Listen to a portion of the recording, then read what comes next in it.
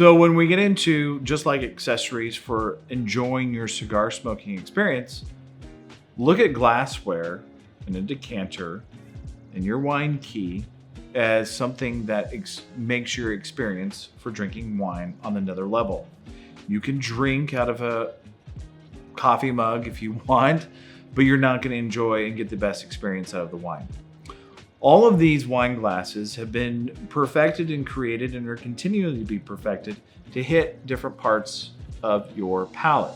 So just like smoking a cigar, there are going to be bitterness, sourness, tartness, all of those little different things on your palate. So when you're drinking wine, you want to hit and accentuate the wine that you're drinking on your palate. From the nose, to the look, to the feel, to the much air that you're giving it, all of these, consider these like your cutlery for when you get into cutting down into barbecue, whether you're doing grilling a big steak. I'd kind of talked about it before. If you came to my house and I cooked you a 3.5-inch tomahawk and I gave you a plastic fork, that's not the best experience for that cut of beef. Here we have something really beautiful, and I don't give you the right tool to give you the best experience. You can still eat it off the bone, but the best experience is having a proper knife and a proper fork. And then you're gonna have, everything is gonna be in unison. So the first wine glass we have here is for Sauvignon Blanc, really white wine. You could do champagne or sparkling wine, and it really is to hit in the middle part of your palate. The second glass is going to be your Burgundy glass. It is really for Chardonnay and Pinot Noir. It really holds those two beautiful and delicate fruit varietals in the bottom, and then it brings it to the top and really allows you to swirl it and smell it, and then kind of hits wider on your palate. The next two is a Bordeaux blend, and then we have a Cabernet glass. Both of those are bigger, more open, fuller, larger mouth to really coat the sides of your mouth, to really focus on where you are and what you're gonna do. So look at these as an opportunity to add to your collection of fun toys in your house and accessories, but also really elevating your wine game, because you can spend the most money on the best wine in the world, but if you don't put it in a proper wine glass, you're really not gonna experience the wine at its full potential. Decanters. So, in a fun way, let's break this down.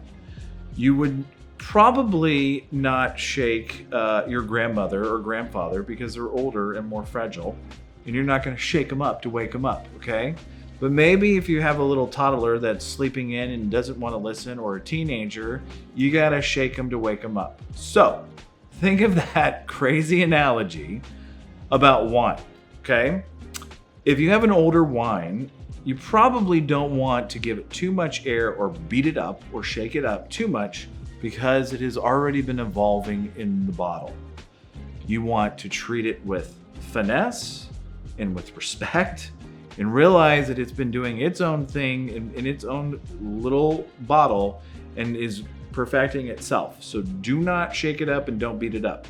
Now we're working with younger wines that are probably 8 years old to younger. We have a 2019 in front of us. That's gonna be young, and this is from Napa Valley. This is a big Cabernet.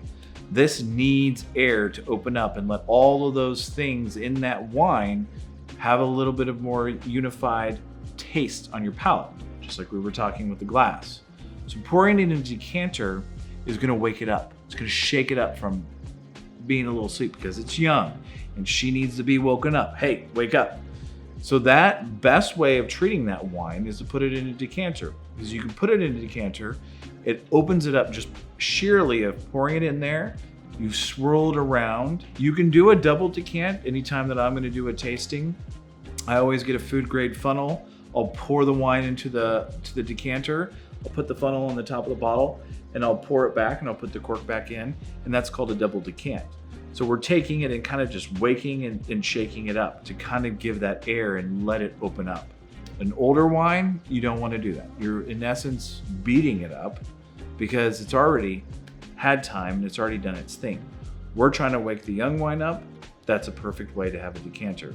The only time you would I would recommend doing an older wine in a decanter is sheerly because of sediment, and you're opening it and you're drinking it right now. It's the only reason.